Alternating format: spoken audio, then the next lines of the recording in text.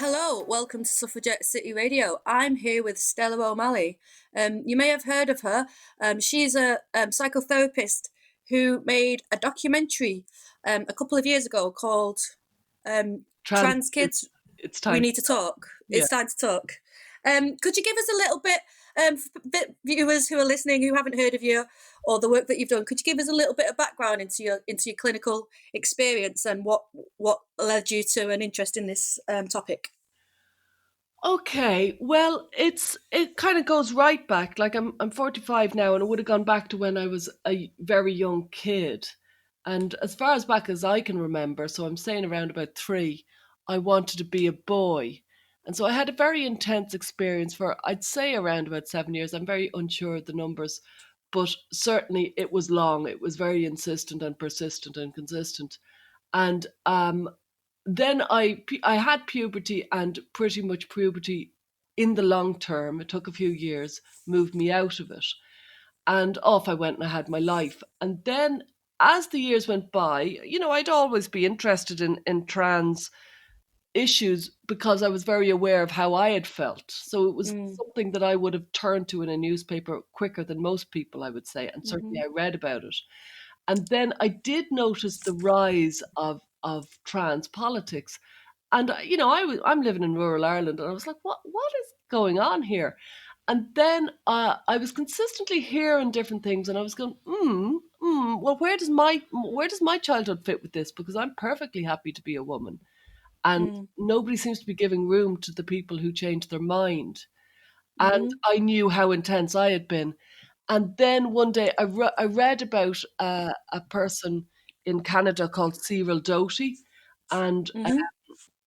basically the parent who is trans gave birth to the child, and the trans parent was suing the Canadian government and succeeded in for the right of declaring the baby, whose sex um, wasn't at at in question. Like the baby. It wasn't an intersex baby with sort No, of, yeah. nothing was indeterminate. Everything was quite clear.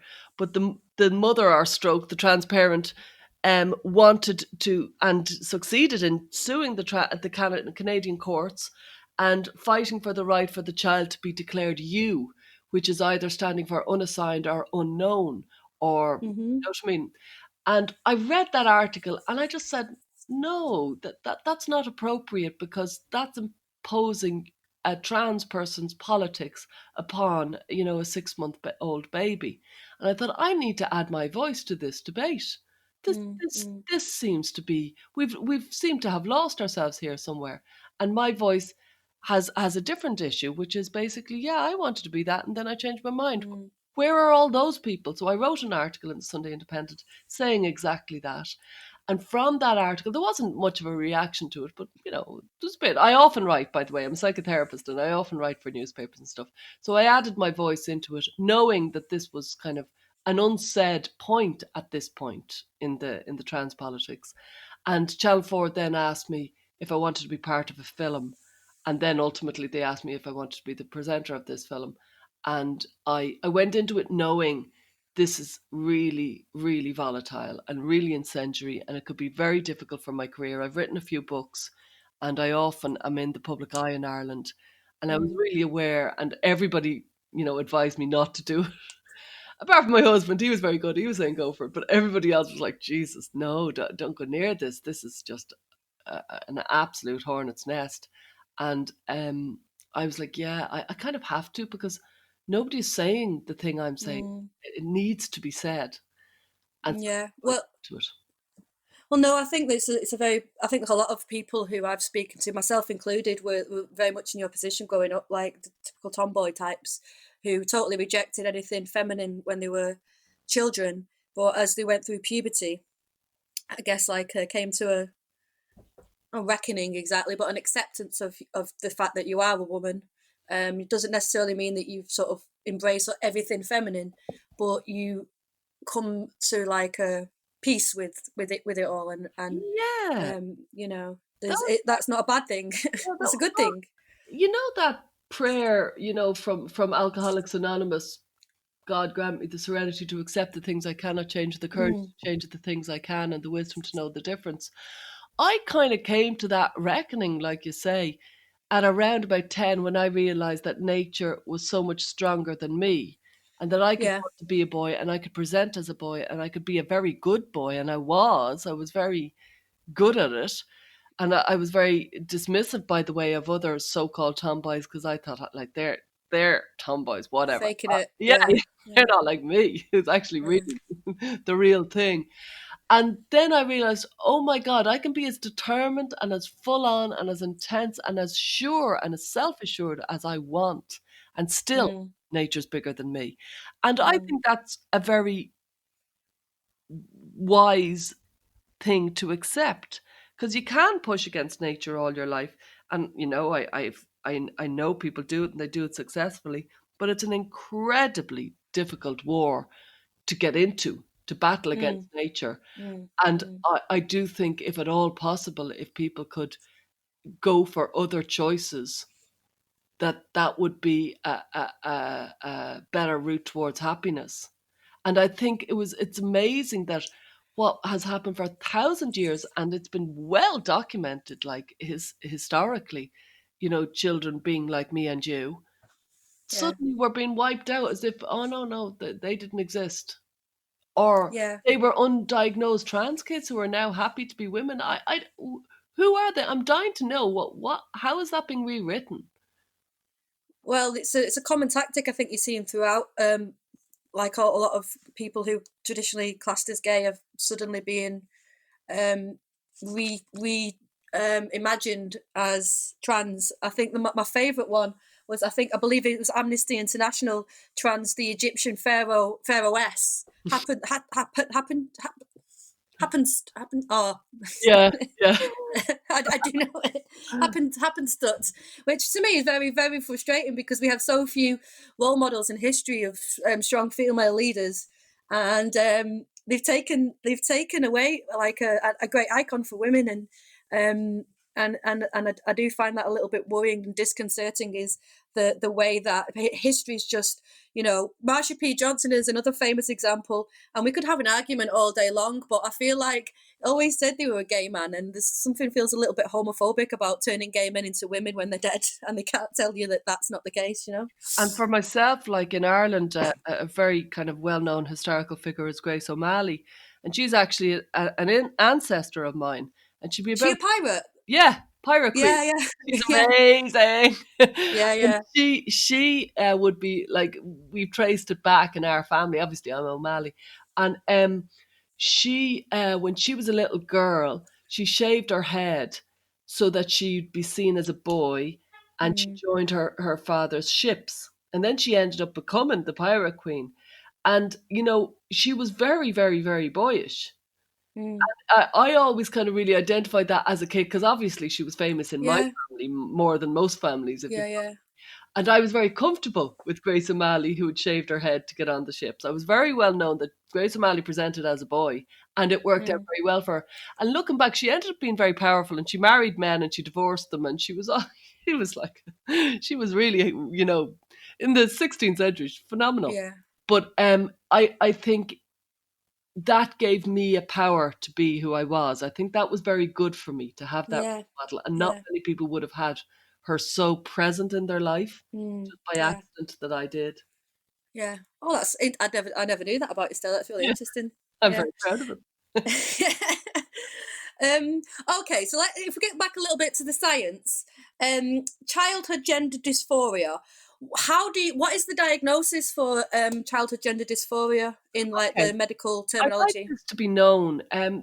The DSM is the kind of the Bible of everybody who works with mental health, and they kind of refine and they give out all the definitions. But right now, I'll read it out. This is the DSM. In children, gender dysphoria diagnosis involves at least six of the following: an associated significant distress or impairment in function lasting at least 6 months. So you need six of the following. I'm going to give you 8 points, and they have to last 6 months. Now, to me, 6 months is a very short time. For me, it Mm, lasted at mm, least 7 years. And yeah. then, even then, between 10 and 14, sure, like you, I was making my peace very annoying. Mm, Like, I did not want to be making my peace, but I realized I had to resign myself to being female. So the the 8 points that you have to kind of at least identify with 6 of them is: 1, a strong desire to be the other gender or an insistence that you are the other gender. 2, Mm-hmm. strong preference for wearing clothes typical of the opposite gender. Yeah. 3, a strong preference for cross-gender roles in make-believe play or fantasy play. Mm-hmm. 4, a strong preference for the toys, games, or activities stereotypically used or engaged by in the other gender. 5, Mm-hmm. a strong preference for playmates of the other gender. 6, a strong rejection of toys, games, and activities typical of one's gender. 7, a strong dislike of one's sexual anatomy. And 8, a strong desire for the physical sex characteristics that match one's experienced gender. So out of the 8, that's 8 points, right? Out of the 8, 5 of them are about Yeah. stereotypical roles, Yeah. and it's about wanting to play with boys rather than girls, Yeah. wanting to play Yeah. boy games rather than Yeah. boy clothes Yeah. rather than girl clothes. It's so regressive, Yeah. those Yeah. pointers. And And that's me as a child. All those 5 pointers, I think, yeah, except for the sex body thing. I think that's maybe a separate thing that is so a bit then confusing. But there's 3 out of the 8 that aren't stereotypical. yeah, And number yeah, 1 is a strong desire to be the other gender. yeah, And so that would make you 6 if you follow me, because the other 5 you identified with, and the other 2 yeah. are about your sexual anatomy and the physical sex characteristics. So only 2 out of the 8 are something to do with what could be argued is a body dysmorphia. Because if you hate your nose, it's a body Mm, dysmorphia. mm. But if you hate your sex characteristics, it's suddenly recharacterized as gender dysphoria, which doesn't make sense. Well, it's sex dysphoria, surely. And actually, do you know, that would ring alarm bells to me. If I saw a child and they were expressing trauma or discomfort around their sex organs, I would think, is there something going on there? Is there some abuse or something? And I know that is often cited as one of the causes, or often in people's history. There is a history of sexual trauma, or even like trauma with the body if you have like a traumatic experience. Um, Yeah, and then I I don't think know what your thoughts are with that as a yeah, psychiatrist. It seems like they're jumbling a well, couple of things together. I'm a psychotherapist, not a psychiatrist, but I know Sorry, everybody sorry. mixes them up, so don't worry about Yeah, yeah. that. But yeah, I think, where am I going with that? I think for some people that seems to be the case, and for other children, they just seem to just they just fixate on it, and they don't like their own sexual anatomy, and it might Mm, be to do with a sex trauma. And as with everything to do with gender dysphoria, there is not any evidence. There's no long-term evidence research. Very, very, very little that we can point to. We're talking about very small studies with very small numbers of people, and so it's so hard to be definitive about anything. But certainly, you raise Um, a point that does seem to be a factor in definitely some children's. yeah. Well, I would just think it would be, you'd be curious as to think, okay, this is quite an interesting symptom, if you will. Just off the bat, do you know how long? Excuse me. Do you know how long we've been treating children for gender dysphoria? When it started to become something that Well, I people would think, oh no, Jonathan's playing with dolls, I've got to take him to the doctor. Do you know what I mean? Like when did this I, school of I, healthcare begin? I do know in the 70s and 80s and 90s there were some children who were being brought. Now I Hmm. lived, like, I didn't, in certainly in Canada and stuff like that.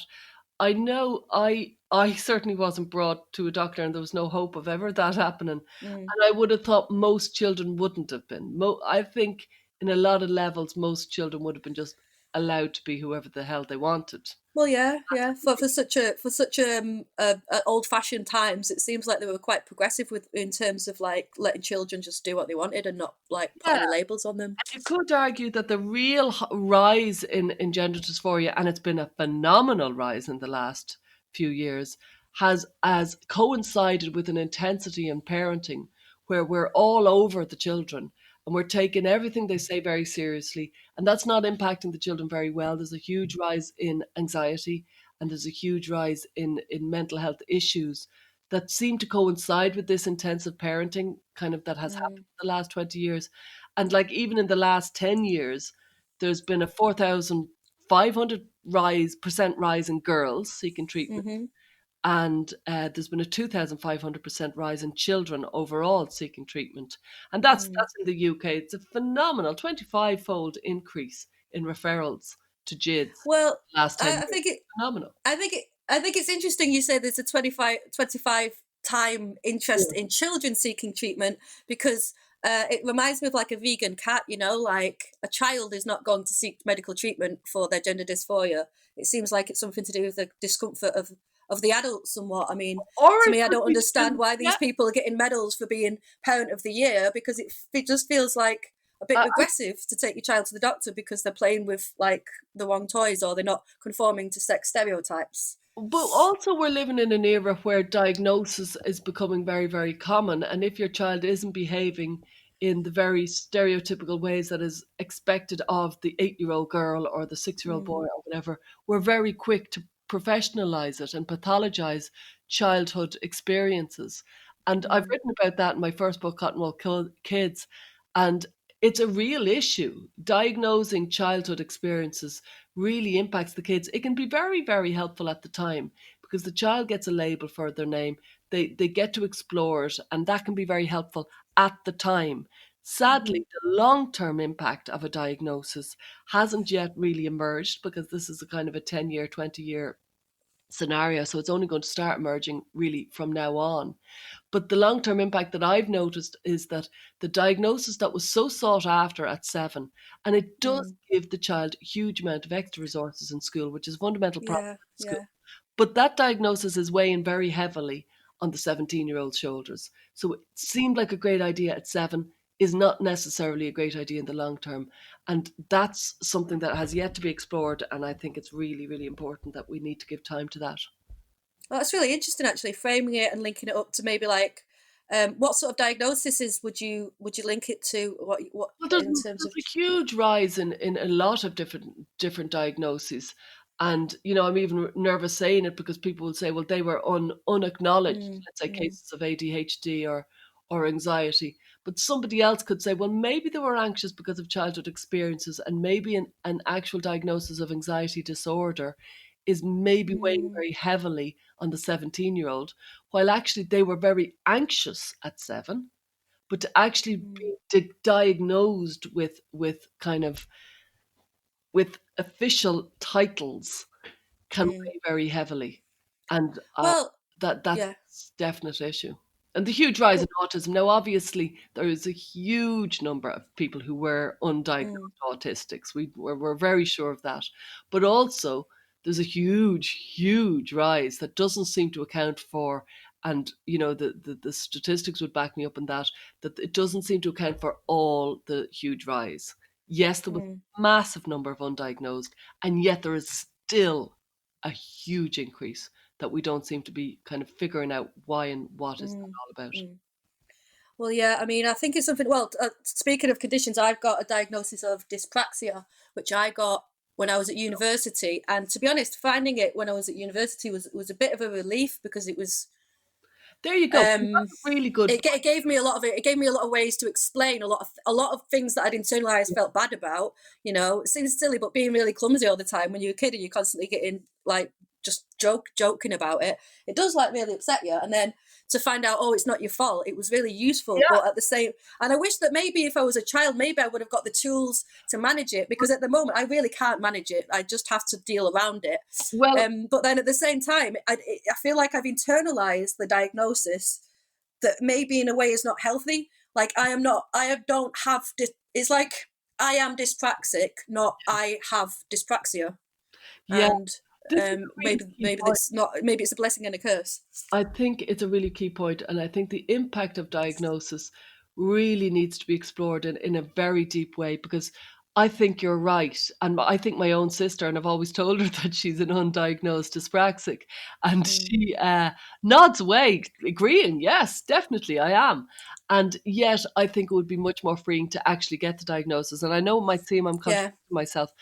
I think the impact of diagnosis is really interesting, and I don't know where we're going with it, but I think it needs to get a huge amount of time, because you're right, it Yeah. would have freed you on one level, and it would have raised other challenges on another level. And my own children have been diagnosed with dyslexia, and I told them that they had dyslexia. They both got severe dyslexia. And I think it would definitely, when they were 7 and they were told, yeah, it was great news for them. It totally slotted and made them. My daughter's first response was, "Will you tell my teacher and my friends?"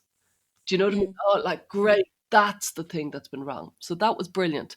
Now they're 12. I can already see her sliding into it, using it as a shield. Mm. Yeah, I Mm. can see all the negatives are already coming out. And I'm like, diagnosis is a big, big mental health issue. When Mm. you get a Mm. diagnosis, and we need to rejig that entire concept of diagnosis, so that people don't feel I am dyspraxic, I am autistic, and Yeah. I have a condition, just like Yeah. people have, you know, other conditions, and it's part of the human condition. Yeah. Yeah. We all feel solitary and alone, and we all die alone, and every one of us feels slightly alienated from everybody else, because we are all Yeah. different. I think there's a real issue with diagnosis in the larger sense. And then gender dysphoria has been a major victim of the Mm. rush to diagnose, and the kind of rush to kind of identify everything you do around your diagnosis.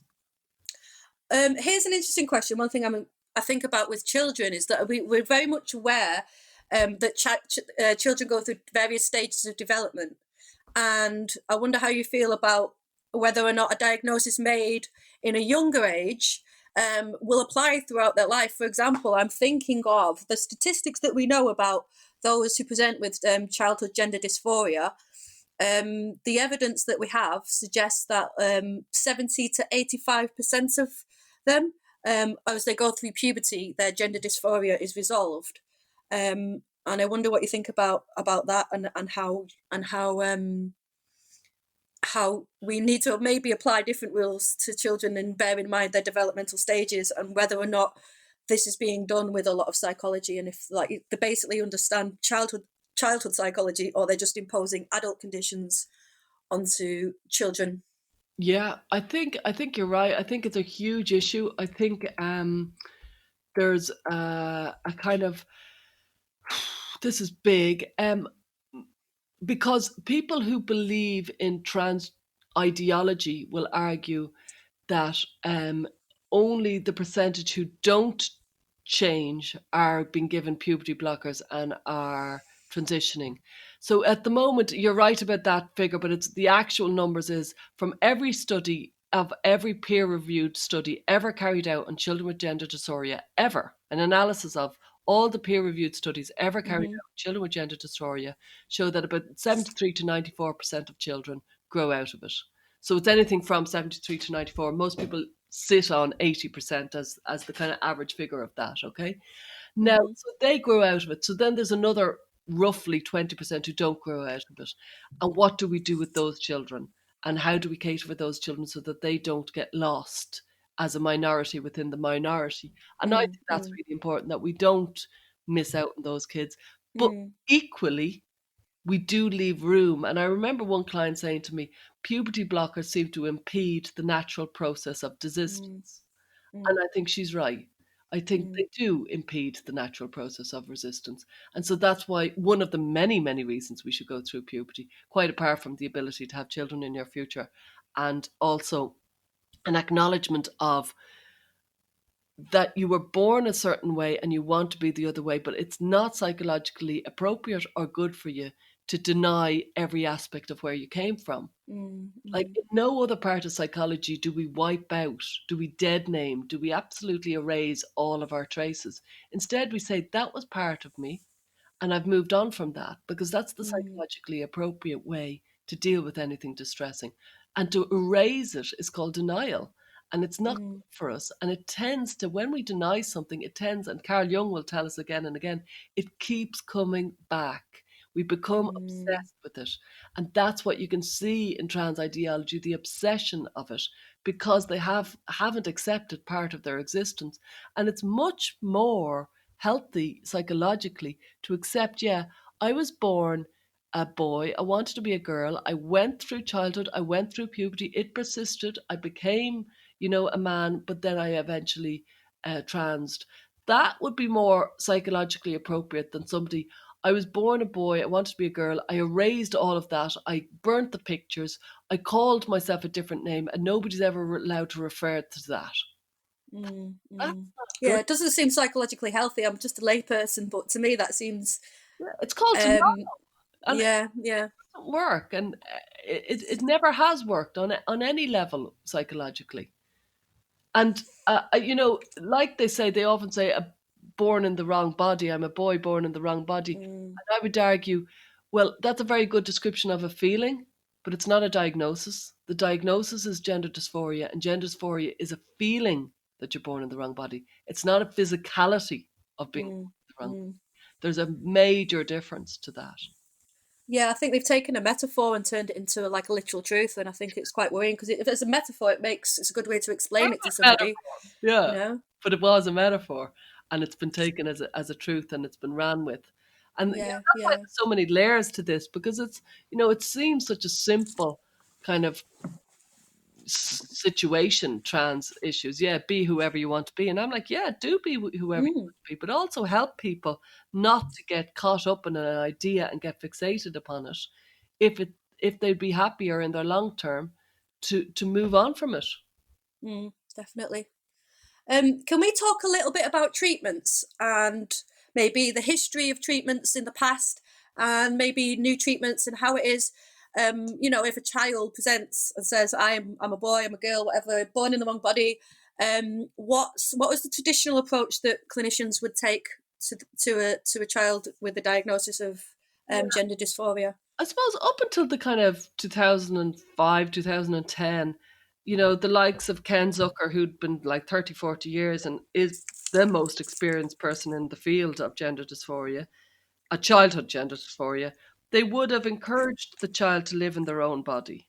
And they would have, and some of their treatment might now be considered a bit old fashioned, maybe encourage them to play with toys of their own gender and things like that. Personally, I would have thought there's maybe a more progressive way to take that work and to apply 2020 kind of concepts, which is play whatever toy you want and dump those 5 stereotypes from the gender dysphoria, diagnosis, because it's about stereotyping and it doesn't help people, and take them completely out of it. And if you take those 5 stereotypes, which is playing, using boys' clothes or boys' games and things like that, it's all stereotypes. Take those 5 out, and then you've just got a child who wants to be the opposite gender and hates their own physical anatomy. And that's it. That's gender dysphoria. Okay. And let's work with that, because hating a part of your body, again, is psychologically something that needs to be explored in a very in-depth way. As opposed to chopping it off, I think it's much better to let's explore this and see whether you can learn to live with it and see where to go with that. Now, we do live in a world where, there is surgery and people get their ears pinned back and people get their nose fixed, and fair play to them. It seems to work so well. So if you extend that to gender, well, then, yeah, you get a breast augmentation or a breast, whatever it's called, when a man gets a chest surgery. But I wonder, first, should we give a bit of time to, well, can you live with it? Because actually, physically, this is going to be incredibly heavy on you. So the very heavy burden of medical treatment needs some psychological analysis before you go into it. Yeah, well, I think that there's a big difference between having your ears pinned back and having, your breasts removed. And I think one thing I find so tragic about I mean, there's I think the statistics bear out of 4,000% in young girls seeking those sorts of treatments from a very young age. And not to put too fine a point on it, but your breasts are important for sexual function, and also if you want to have a family and you want to breastfeed your child, like these are major organs, and I don't think that teenagers are able to make those decisions. And especially to be perfectly honest, if you haven't had sex and you haven't really explored all that stuff, it's a bit of a squishy subject. But let's be grown ups about this. This is what the centre of it all is, and it's very difficult to explore a lot of this stuff because it's linked to your sexuality, and it's difficult to have a conversation about that with a Yeah. child. Well, And it also, it links back to a lot of it's, I think, latent same-sex attraction. Most people who express gender dysphoria grow up to be bisexual or lesbian, and just feels uncomfortable that we are it seems like it's targeting this group of people, and it seems like a form of indirect discrimination, and just we need to take a step back. And I feel like it's unfair for you to call me hateful because I'm the one who says, oh, that doesn't that doesn't seem because it makes me it just makes me feel so incredibly sad. Yeah, there is It's a big link with just gay kids and lesbian kids and bisexual kids having gender issues. That like so many gay, lesbian, and bisexual kids, who became so that is a huge issue. But there's so many things that you kind of raised there. I'm trying to think that something you hit upon with that I wanted to come in on. The girls, I think that the rise in the girls, yeah, I know what it was. So many of the teenagers who have gender dysphoria, they center upon breasts. They're not talking mm, very much about their vagina or their penis. They're talking about either they want breasts or they want to get rid of their breasts. And I mm, think that's really interesting because breasts are such a massively sexualized, and mm, they have been such a conversation piece and tabloid center of attraction and of mm, objectification.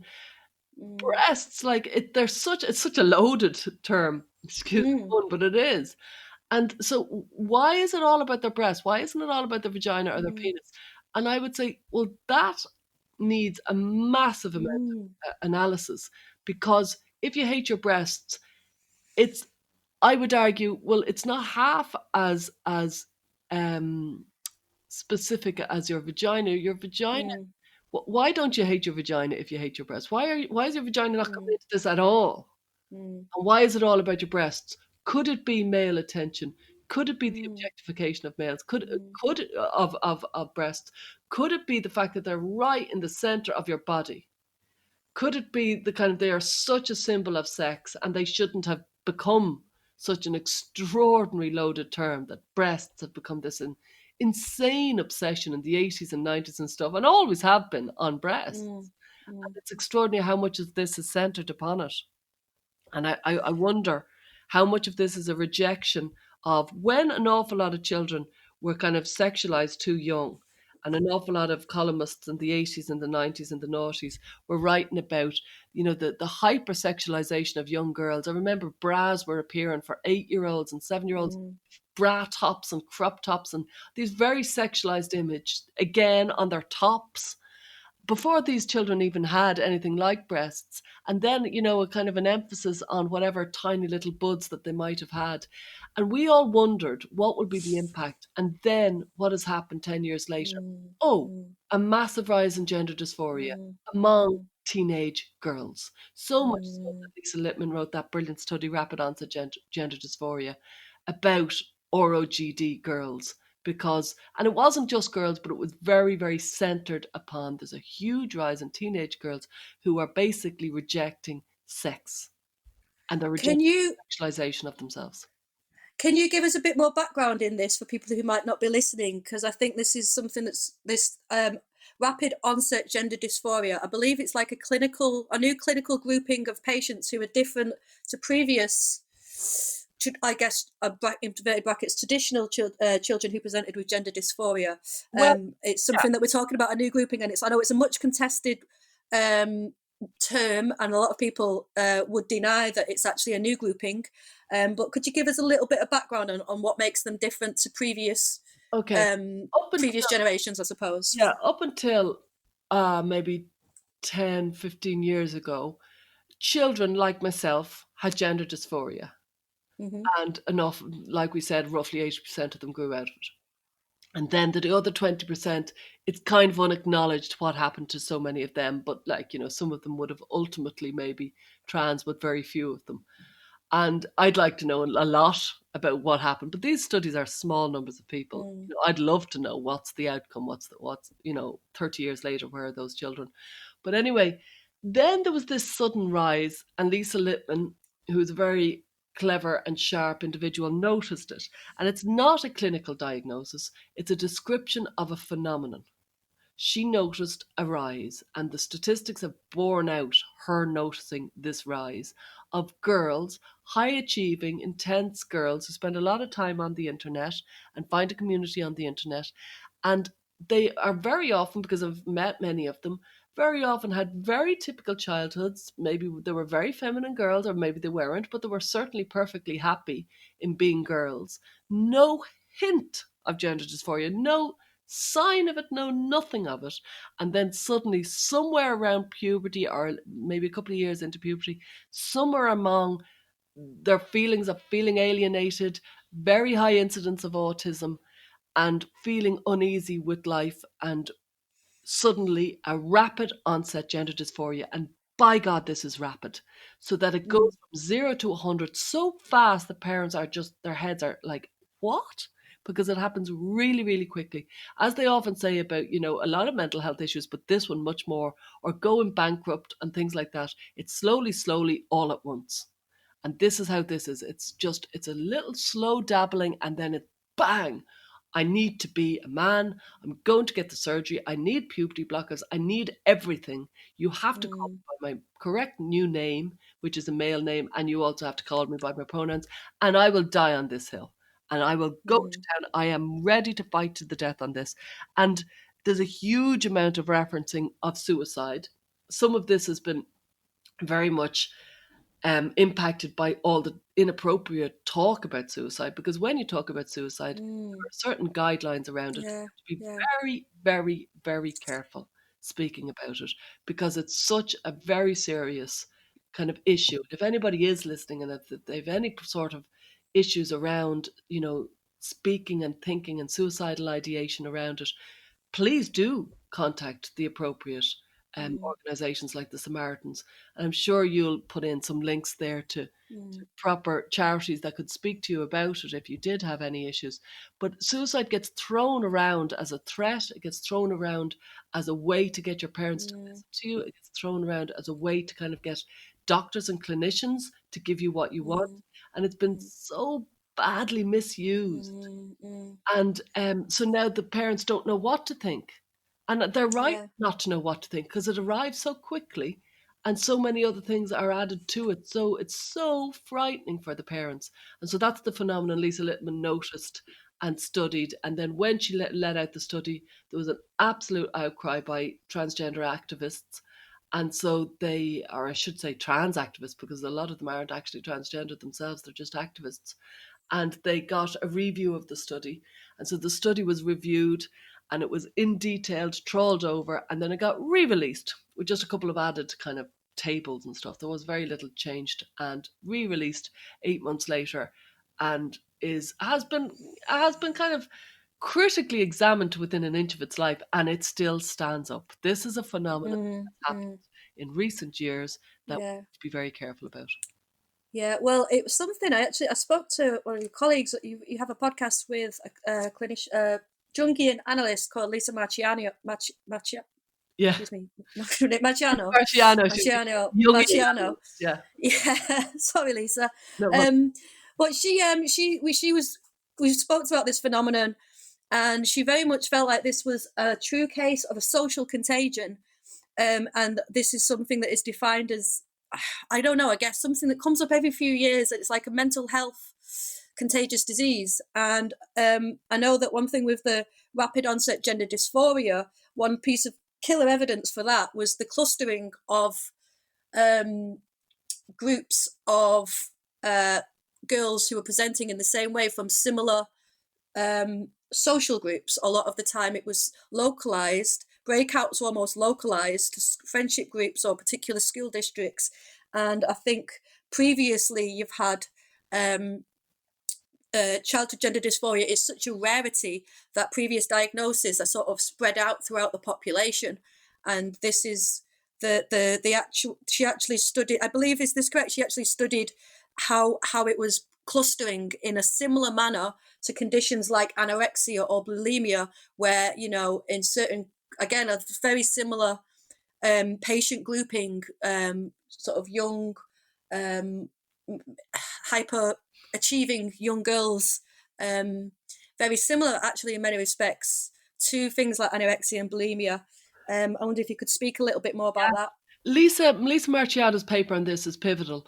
It's called Outbreak on Transgender Teens and Psychic Epidemics, and she released it in 2017, and it was so prescient, like it was so on the ball about what was happening.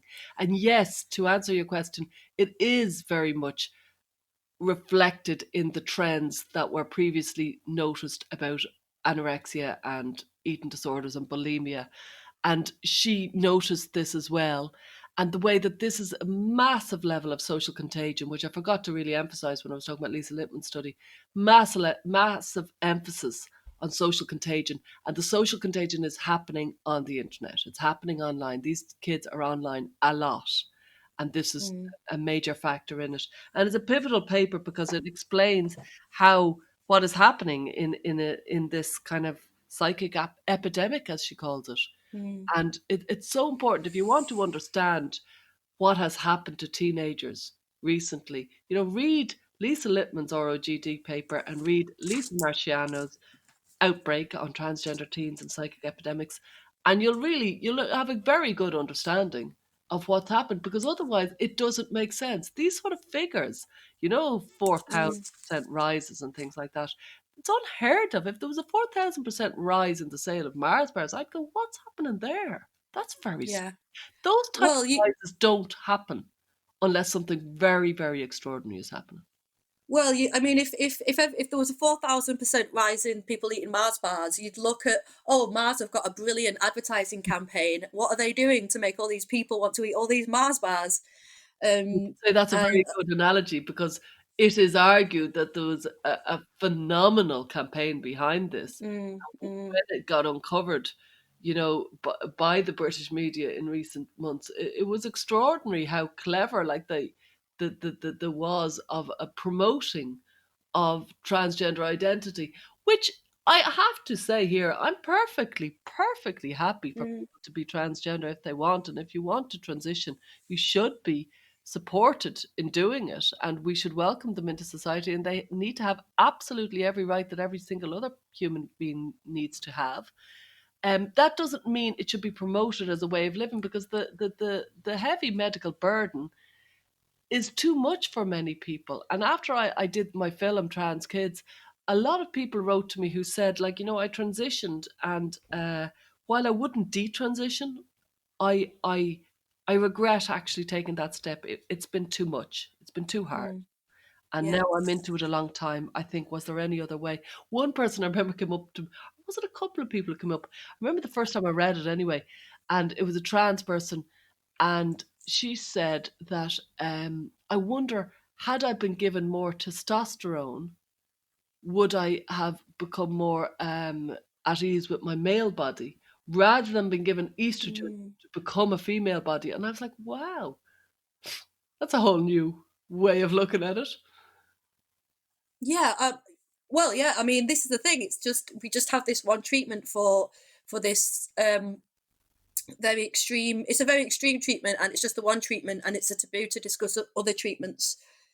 Oh yeah, you were I asking. mean, I know some people just make a social transition and have no surgery to their bodies, and take no medication, and I'm a part of me feels more comfortable with that. Like I say, I'm just really uncomfortable with all these interventions on the body, because I'm a bit of a purist. I'm anti-medication, if you can avoid like taking drugs, then you probably shouldn't take drugs. You should probably just figure it out or find ways to manage yourself. And I think that maybe we could encourage a bit more of that. Like, you can just be gender non-conforming.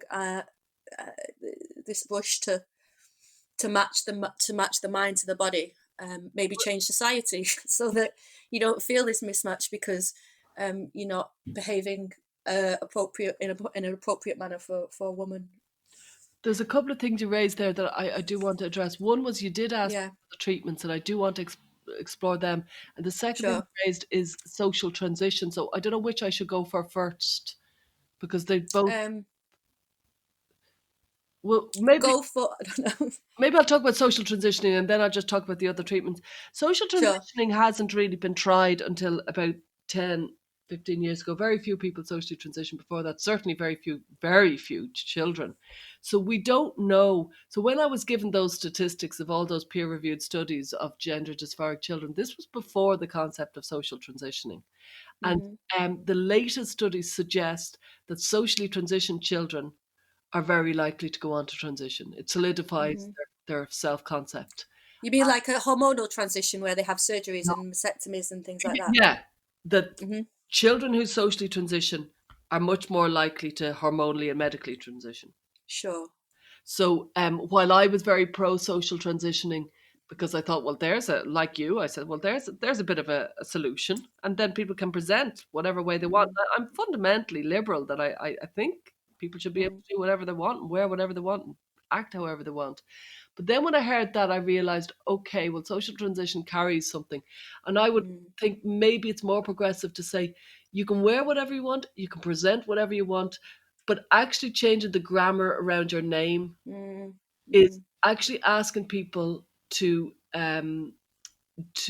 tell an untruth around you, because mm. you were actually born a certain sex and your pronoun refers to that sex. Yeah, And asking the world to deny that, you're asking the world to collude with you. And that mightn't be psychologically appropriate, because colluding with people isn't generally a good way to go. It's more appropriate that you accept that you were yeah, born a biological sex and you socially transition in your behavior and yeah, in everything, except it's the pronouns that I think, okay, well, pronouns are actually yeah. asking for collusion. Yeah, I guess it's coming back to what you said initially, but But I just can't see how the pronouns can be asked of society. yeah, well, I guess it comes back to what we started off saying. It's almost like you're saying it's denial, isn't it? It's asking Yeah. people to collude in your denial. It's like you better to accept I am a man, but I want to be a woman. Maybe I can't be a woman, but I can Behave. how yeah, Behave behave however I as a want. woman. And then But it's I yeah, go on. should anything be gendered when it's a child? Because up until the age Yeah, of 10, it doesn't matter whether girls or boys are running together or swimming together. The yeah, actual strength isn't an issue until puberty. So yeah, maybe if these kids weren't in gender groups, they wouldn't be so keen to go to the opposite gendered group. These are huge issues and they need an awful lot of reflection and discussion. I'm not saying that I have the solution, but I'm mm, very fervently saying they need to be discussed so we can mm, figure out what's the best discussion. And the second thing I want to talk about was the treatment. So I just pointed out that, like, Ken Zucker and Susan Bradley and people were, studying gender dysphoric children, but they were that was over in Canada, very small in number. And it was happening, but tiny minorities we're talking about. And they would have been very extreme cases in the, let's say, mm, 80s, 90s. Like, who heard of somebody going then? It was very, very small numbers. Then it became the rise of the intensive parenting, and within that became a rise of diagnosis and a rise of gender dysphoria, also a rise of gendered toys, gendered clothes, gendered activities. So a huge kind of perfect storm of a culmination of lots of different factors, hypersexualization of children. When you look at all the factors, you can see how gender dysphoria came. You can really can when mm, you have it. mm, And some Dutch psychologists came upon this idea of watchful waiting, and it was considered a new treatment where you watchfully wait. And I love the phrase, you watchfully wait, mm, and you see which way they will go. And mm-hmm. I love the concept. However, the So like concept, looking for the 20% who won't desist, sort of yeah, thing, and trying to work out which way they're going to fall. I would argue, yeah, you just have to wait until they're an adult, because giving people Mm, life-changing treatments, and I'd like to talk about orgasms mm, and stuff in a minute, but I first do mm, the affirmations. Like, yeah, or not the affirmations, the treatment approaches. So there's watchful Yeah, sure. waiting, and that was brought in, and then it's been kind of changed from the first concept to the new watchful waiting. So the old watchful waiting was very much you watchfully waited, you did what you said. Mm, But then it seems to have been changed, and an awful lot of people who are ostensibly carrying out watchful waiting are very quick to diagnose and to put onto puberty blockers and to set the medicalization of the child in process. And then the third treatment option, so there was the comfortable in your own skin option, there was the watchful waiting option, and the third option arrived with a bang maybe 10 or so years ago, gender affirmation. And that's where if the child says, even if they're two, if the child yeah. says that they're a boy and they've been born a girl, you affirm them as a boy, you give them the pronouns as a boy, you enroll them in school as a boy, and you act as if they're a boy. And as soon as is physically possible, you put them on puberty blockers and you begin the transition. And that is their treatment process. I don't actually think it's a good treatment process. I think it's very important that you affirm the person's existence, you affirm the person's emotions, and Mm, affirm their mm, beliefs, but you don't affirm that everything that they say is naturally definitely going to be the universal truth. And there is a mhm, big difference between affirming somebody and affirming everything that they say is right and true and proper and exactly what needs to be done. And those children, there is a spike in distress. Even Diane Ehrensaft, who's a very big advocate of affirmation therapy, she has talked about the rise of emotional distress for children who've been affirmed, who've socially transitioned, who use the opposite pronoun, who are completely, as such, sturdy in their gender, from maybe 3 until 8 or 9. When puberty approaches, there is a kind of spike in emotional distress. Now, yeah. people who are affirmative therapists say that the reason for this spike is because they can't handle puberty in the wrong gender. I would argue the reason for this spike is because they're realizing the reality of actually coming to terms with the fact, oh my God, I was born a girl, I want to be a boy, and now I've figured out that actually what nature is, just like I had that awful reckoning, and you did too, Mm, and around about 10 or so, realizing I can push against this all I want, but I was still born a girl. What am I going mm, to do with that? And that's mm, what I think the emotional distress is. And I think the word for that is cognitive dissonance, that they've realized I'm pretending I'm a boy, I'm actually yeah. a girl, and now the reality of that is kicked in, and I am very distressed. And to push that point, I need puberty blockers. While somebody else would say, yeah, we need to explore this because you Mm, were born a girl, and that's okay. And if you want to transition in the future, that's okay. And we don't need to go further than that. But the sexualized point I wanted to bring up was that, like, these children are often told you won't have children if you go on puberty blockers, and from there you transition. And Kira Bell, who's a detransition woman who's looking for a review in the Tavistock, is bringing this point to mind because she was like me and you. She wanted to be a boy, but the difference was she was born at a different time. She was put yeah. on puberty blockers. She was put on cross sex hormones. She's had a mastectomy, and now she's detransitioned. She regrets it all, and she says, I was only a kid. I didn't know what I was talking about. And these kids being told you won't have children and you won't be able to orgasm, as we've seen with Jazz Jennings, huge issues around your sexual functioning. So Yeah. it's coming out as a big issue that, you can't ask children about their future sex life because they don't know whether they want to have sex Yeah. as a woman or as a man. They don't know what it is to Yeah. have an orgasm, and it's not appropriate Yeah. for them to speculate. And so they Yeah. don't know whether they'll want to have sex as a woman, maybe with another woman. They don't know whether they'll want to have sex as a woman, with a man, or maybe they will want to have sex as a man, as a trans man. They don't know any of that, and they cannot imagine it because they're children. Mm, And so it's not fair for them to imagine it.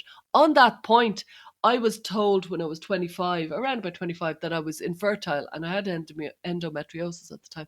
I didn't give a damn. I couldn't care mm, less. So these kids have been told, you won't be able to have children. They're like, what the hell do I care? They're 12. yeah. They haven't a notion whether they'll want to have children. I was 25 Yeah. and I was told I wouldn't have children. I couldn't have cared less. Didn't give a damn. Thought it was kind of funny. Told people, and older women were looking at me like, oh, that's awful. And I was like, God, they're taking it very seriously. I didn't give a damn. By 32, I was this kind of earth mother, breastfeeding, pregnant woman, earthworm mm, mother. The difference in those 7 years is laughable. And I mm, didn't see it coming. mm. So these Do you told you won't be able to have children, they don't know what that means. I have no notion. is there like a neurological process or a stage of development or something that happens before you reach 25? Because I think that it seems to me like there's a stages of life thing. I'm not sure if it's like a Yeah, social element, a part of growing up. But is there any like science yeah. behind this age sort of stage concept? The science behind it is the brain isn't fully formed until it's 25. And so up until you're 25, you're more impulsive. You're using your emotional brain much more. So you're much more emotional. None of this is Mm-hmm. news to any parents of teenagers. And what's been really lost is the 18 to 25-year-olds who are kind of expected to be adults, and actually their brains aren't fully formed. They are more reckless. They are more socially influenced by their peers. And if you do studies, they'll break more red lights in the company, boys will, in the company of their peers than they will if they're on their own. It's unbelievable how unformed they are right up until Mm, 25. So that's the actual science and the physicality of their brains. They are not fully functioning because they aren't fully formed brains. On the mm-hmm. psychological side, psychologists such as Eric Erikson many years ago, maybe 70 years ago, would have done the psychosocial stages of the human. And he Mm-hmm. wrote, and he gave every few years a different stage, and they're very interesting, and I find them very true to life. And between 12 and 20, according to Erickson, the human, every human is trying out new roles, trying out new identities, Mm-hmm. basically trying to find themselves. They've kind of Mm-hmm. absorbed their parents and their family and their caregivers' lives. And then around about 12, they turn that down and they bring in all the other influences and they try on different roles and different identities. And so they should. But that could be argued is getting mixed up with maybe a very serious um, uh, interest in people's identities at that age, when maybe they should be allowed to be much more fluid. I'm all for gender fluid. Gender fluid, Mm-hmm. do what you want, become a boy, Mm-hmm. become a girl, you know what I mean? But you don't have to ask other people to change pronouns for you. I think that's an ask too far. And medicalizing your body is a push too far for children who aren't yet fully formed. The pronoun thing is very Mm-hmm. debatable, and I'm not sure I'm right. All I know is I'd like to give it a huge, I'd love to see like programs, studies, Mm-hmm. massive emphasis on pronouns. Let's talk about pronouns because, Oh, yeah, we should do an event, pronouns the elephant in the room, because I'm still not really sure where I stand on that one. I think yeah, my we line call at the it moment, the pronoun in the room. the pronoun in the room. I mean, I know people who take both sides, and I can see it from both sides. I guess I'm somewhere in the middle. My position is, if my eyes perceive you, if you pass, then you can have pronouns. But if you don't, and I'm having to look at you and then change the pronouns, I'm not sure how comfortable that is psychologically for me. I feel like for other people that it's psychologically damaging to have to constantly readjust your reality for somebody else's reality. And And I we know have that a to, lot of the emphasis on pronouns is on how the individual, the transgender individual feels, but I don't think we often think about the other effect, because it has a lesser effect, but I don't know. I think it's still damn. I still think we need to have a discussion about how that affects other people's having to readjust and and basically also, lie constantly and had to be reminded to lie, and whether or not you actually you ever not you just get used to it and you genuinely do then see that person as the gender that they identify with.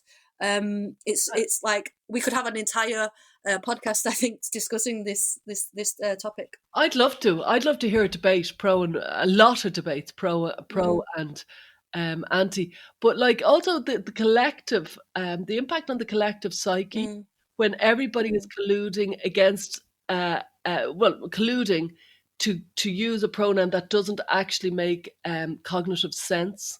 What mm-hmm. what is that doing? And this is a huge, absolutely huge issue that isn't getting any airtime, but it will in the future. I've no doubt discussions. We're having this discussion, and Mm. there's many, many more discussions to be had on this subject. Oh, I mean, we could talk all day. I mean, each of these little mini side quest talks we've had about everything, I feel like you could go on and on and on and on about Yeah. it.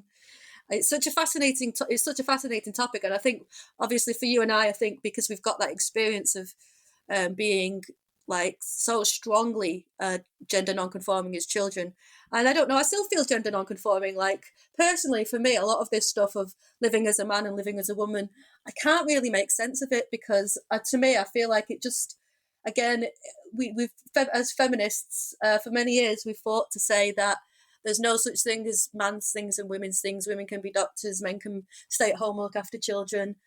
And what do we mean? What is the social role of a man or a woman? How is it not sexist? And appreciate that's my perspective. Other people have a right to live their lives exactly how they wish, and if they perceive the world and they like gender stereotypes, that's fine. But for me personally, the whole language around it, just I reject it myself. I can't make any sense of it. When I think about it, it just comes back to sex-based stereotypes, or else trying to pass yourself, look like the opposite sex. So I don't really, for me, I can't think my way out of what I think. Yeah.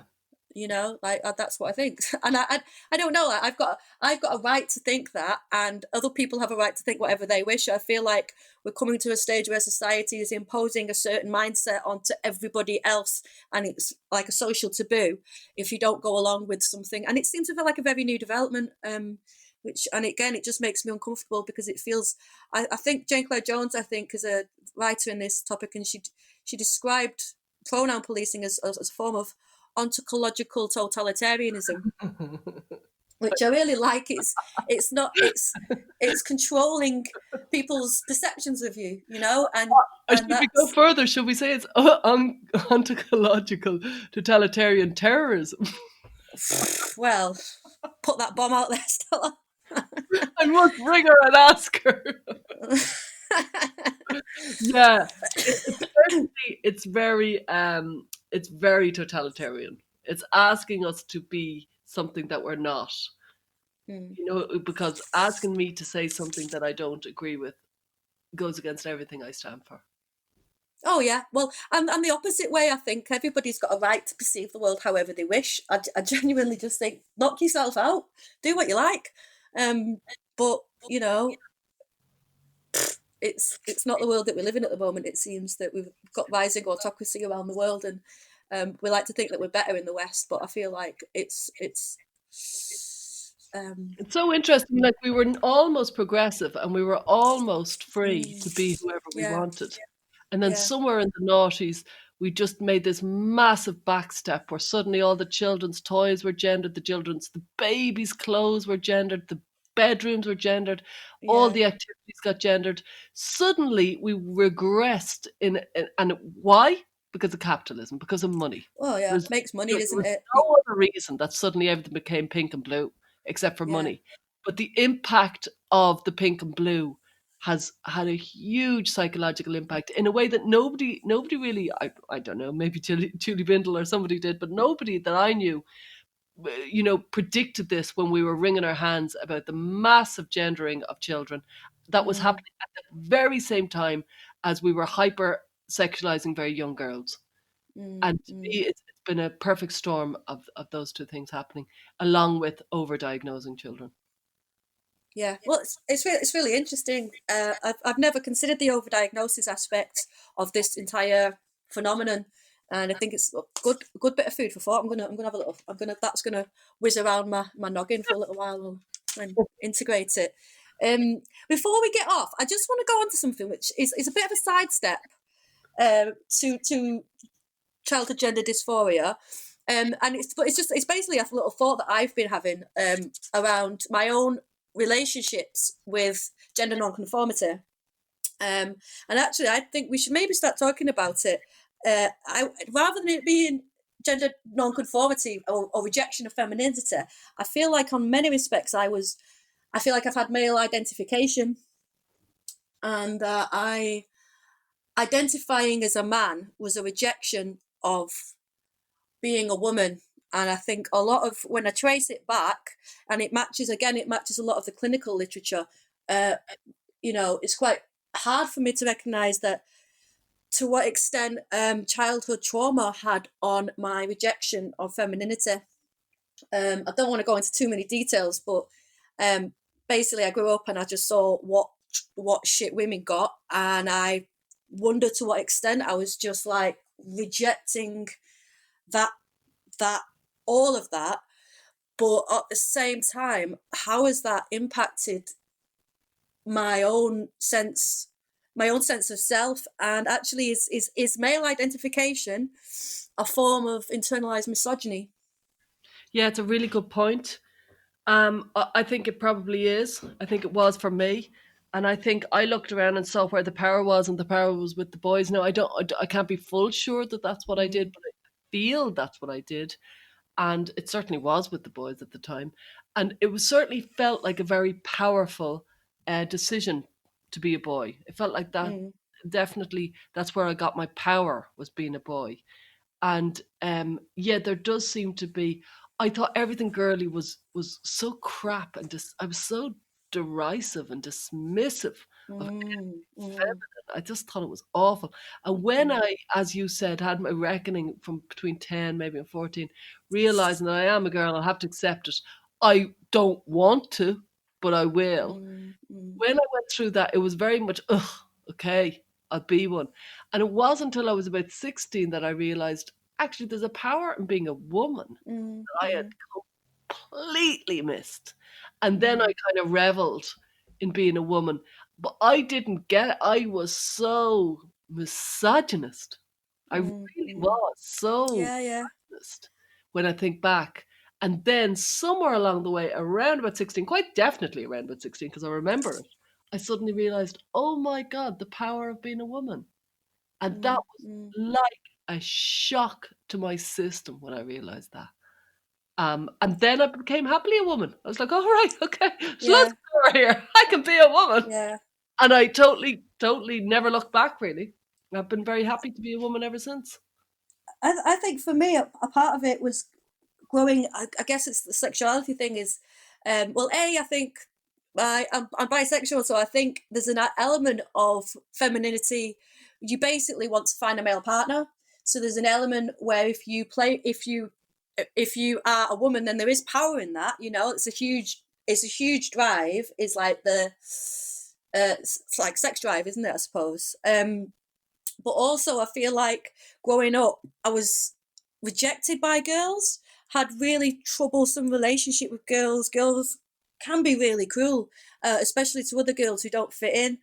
And I feel like part of re-identifying as a woman was having female friends when I grew up, and maybe not falling out with male friends, but realizing when you go through puberty that suddenly there's a sexuality thing between you and men, and like a barrier.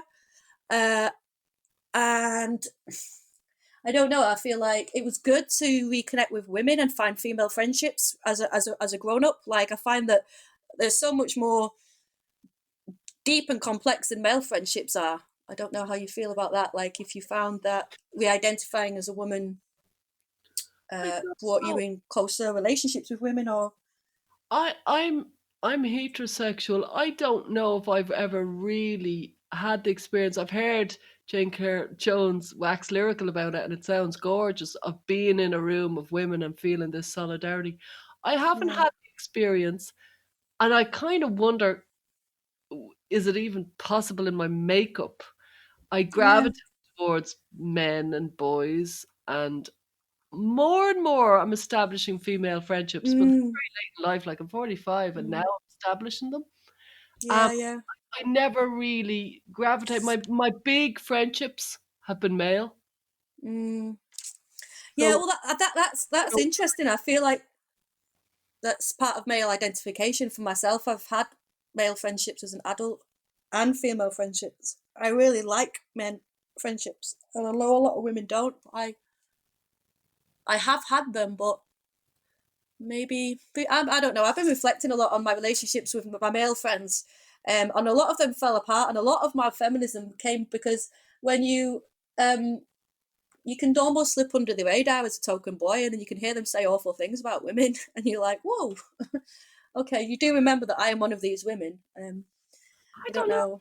I don't know. Maybe I don't know. Maybe the friendships I've had, they were decent men, but I just seem to be very, very comfortable with men and Mm, not as comfortable with women. mm, You know, and I don't know whether I use my sexuality, and that's why I'm yeah, comfortable with men. I kind of think I probably do.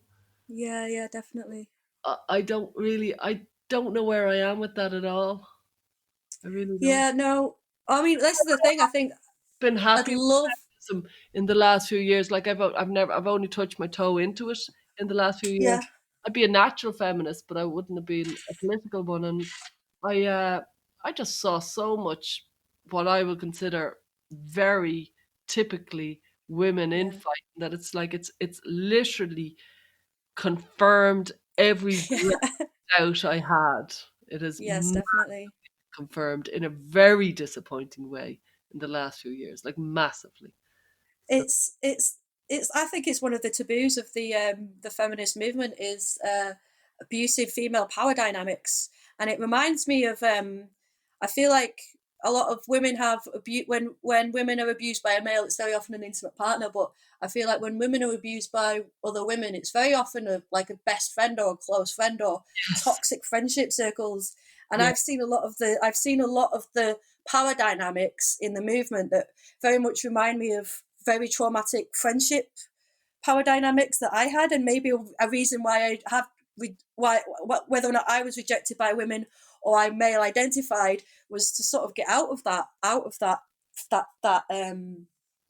yeah, that feeling. It's and I don't know. I think that often I've been treated like really badly by men in life, but the thing I don't know if it's a subjective feeling that when women treat me badly, it just hurts so much more. I don't know yeah. um, I don't if know. it's a fair. I've been treated very well by men, thankfully. Mm, Um, mm, and I just haven't particularly got very close to women. So I'm at a loss in this part of the conversation because I'm like, I don't know. I think it's all to play for, and I have a feeling I'm going to establish a lot more female closeness in the next few years. But yeah. it hasn't been my experience now till now. Okay. Yeah.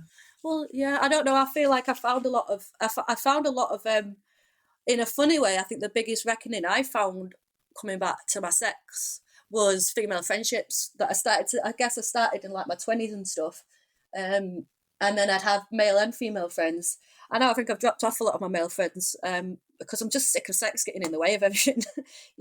Just sort of want a bit, like I just want a human to human interaction. Um, uh, which I'm not saying that all this is talking in generalization, but yeah, I think that there's a lot of strength in female friendships, and I think in your own femininity. But then there's a lot. It's so hard. Female friendships, I think, are the most difficult relationships to maintain. I think in life. Yeah. Yeah. They seem So to be. They seem to be. yeah, yeah. There isn't enough. I'd like What to like? read more novels about female friendships. Sorry. I'd like to read more novels. I'd like to read more novels about female friendships. I'd like to watch more films about female friendships. Yeah, well, I think that it's an under discussed thing. I think male friendship is the center of so many films and so many that think about cop buddy Yeah, movies, and that's a real talked about thing. But for women, I don't know why that is, but we don't really the women are supposed to be male identified. I mean, women are supposed to go out and find a man, aren't they? So a lot of books, even like Jane Austen, you think, oh, she's brilliant, but it's all about getting the boy, isn't it? yeah, You know. totally, totally. And I seem to have fallen for that. Well, let's see. I'm Let's see. Yeah, yeah. Maybe let's see what what's it happens say? next. um. Okay. So what is next with you? I know we're all living in lockdown at the moment. We're Yeah. recording this long Well, distance on me and Lisa Marchiano internet. continue to do our podcast, Secrets of the Motherworld. So it'd be great Hmm. if people listened or sent in any stories. It's a parenting podcast and it's about mothering and the secrets that a lot of mothers have about their mothering. And it's a lovely, I think it's a lovely podcast. But I really enjoy it with Lisa Marchiano. No, you And should check it out. These it's really good. I've listened to a few episodes. And thank it's you. yeah. And otherwise, I'm doing a lot of things. I'm seeing a lot of clients, and I'm doing, a few online support meetings and things like that. So, yeah, I'm having an okay lockdown. It isn't.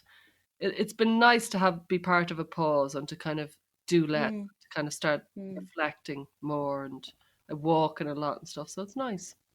Nice. Yeah, I think it's one of the upsides to it all is a pause button in your life, and to reevaluate and to reassess and to think, what am I doing? Why am I doing it? Am I happy? Am I not happy? How can I make myself Am I on happy? a hamster wheel? Should I get off it? Sorry. Am I on a hamster wheel and should I get off it? Yeah. Yeah, no, definitely. I mean, I don't know how long this is all going to continue on for. Right now, I'm seeing the positives, but I don't know what will happen in another 18 months' time down the line when, you know. Christ. When the second epidemic happens. Oh God, the second spike! Don't talk about the second spike. Go back home now. Bye. All right. Well, thank you so much for coming on the podcast to talk to us today, Stella. Thank you. And look forward to seeing your work and anything that comes out in the future. Great. Thanks very much. Okay. Bye.